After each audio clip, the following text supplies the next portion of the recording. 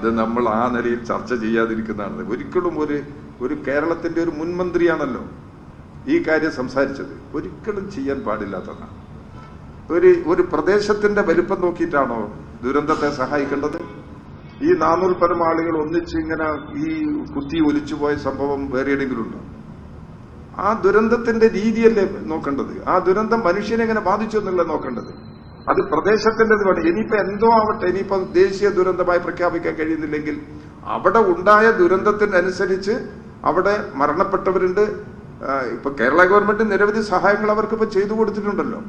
എല്ലാവരെയും ഇപ്പൊ താൽക്കാലികമായി വാടക വീട്ടിലും മറ്റ് സ്ഥലങ്ങളിലുമായി താമസിപ്പിച്ചിട്ടുണ്ടല്ലോ. അവർക്ക് കഴിയുന്നത്ര വേഗത്തിൽ അവർക്ക് അവരുടെ സ്വന്തമായ വീട് നിർമ്മിച്ചു കൊടുക്കുന്നതിന് വേണ്ടിയാണ് ഗവൺമെന്റ് ഇപ്പോൾ ശ്രമിക്കുന്നത്.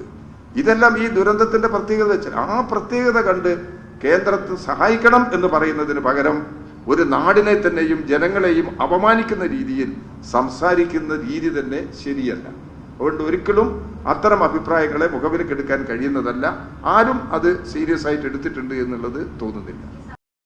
ഇല്ലില്ല.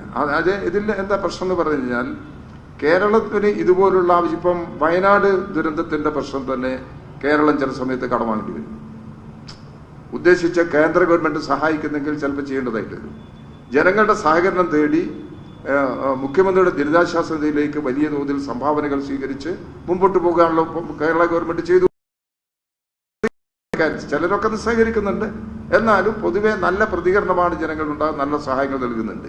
ഇതുണ്ടെങ്കിൽ പോലും ഈ ദുരന്ത നിവാരണത്തിന് ആവശ്യമായിട്ടുള്ള സഹായം ലഭിക്കുമെന്നുള്ളത് കാണില്ല. ഇങ്ങനെയുള്ള പൊതു ആവശ്യത്തിന് വേണ്ടി കടമെടുക്കുന്ന സമയത്ത് അത്തരം കടങ്ങളെ യഥാർത്ഥത്തിൽ കേന്ദ്ര ഗവൺമെന്റ് ഈ പൊതു കടപരിധിയിൽ നിന്ന് ഒഴിവാക്കി കൊടുക്കുകയാണ് വേണ്ടത്. അത് ചെയ്യുന്നില്ല എന്നുള്ളതാണ്. ഞാനത് സന്ദർഭവശാൽ കേരളത്തെ തകർക്കുന്നതിന് വേണ്ടിയുള്ള കേന്ദ്ര ശ്രമത്തിന്റെ ഭാഗമായിട്ടാണ് ഈ കിബിക്കെതിരായിട്ടുള്ള നീക്കത്തെക്കുറിച്ച് പറഞ്ഞത്. ഭാവിയിൽ ഈ പ്രശ്നം സജീവമായിട്ട് ഏറ്റെടുക്കാൻ ഞങ്ങൾ ഉദ്ദേശിക്കുന്നുണ്ട്. അതുകൊണ്ട് ഞാനത് തുടങ്ങി വെച്ചത് മാത്രമേ ഉള്ളൂ. അല്ല വയനാടിൽ നിന്ന് കടസഹായം ധനസഹായം കിട്ടരുത്, കിട്ടിയില്ലെങ്കിലും എന്നുള്ളൊരു കണ്ടീഷനെ ഞങ്ങൾക്കില്ല. വയനാടിന്റെ കടസഹായം നമുക്ക് സാമ്പത്തിക സഹായം കിട്ടണം. കിബി മറ്റൊരു വിഷയമാണ്. കിബി വഴി ഫണ്ട് സമാഹരിക്കുന്നതും ചെലവഴിക്കുന്നതും കേരളത്തിന്റെ വികസനത്തെ ലക്ഷ്യം വെച്ചുകൊണ്ടാണ്. ആ ദൗത്യം മുന്നോട്ട് കൊണ്ടുപോകണമെന്നുണ്ടെങ്കിൽ കേന്ദ്ര നിലപാടിൽ നിന്ന് മാറ്റം വരണം. ദുരന്ത സഹായത്തിന്റെ കാര്യത്തിൽ കേന്ദ്ര ഗവൺമെന്റ് എടുക്കുന്ന നിലപാട് അതേ നിലപാട് തന്നെയാണ് ഈ കിബിയുടെ പ്രശ്നത്തിലും കേന്ദ്ര ഗവൺമെന്റ് സ്വീകരിക്കുന്നത്. ഈ രണ്ട് പ്രശ്നങ്ങളും കേരളത്തിന്റെ പൊതു താല്പര്യത്തിന് എതിരാണ് എന്നുള്ളത് കൊണ്ടാണ് ഇതിനെ പരസ്പരം ബന്ധപ്പെടുത്തി പറയാനുള്ളത്.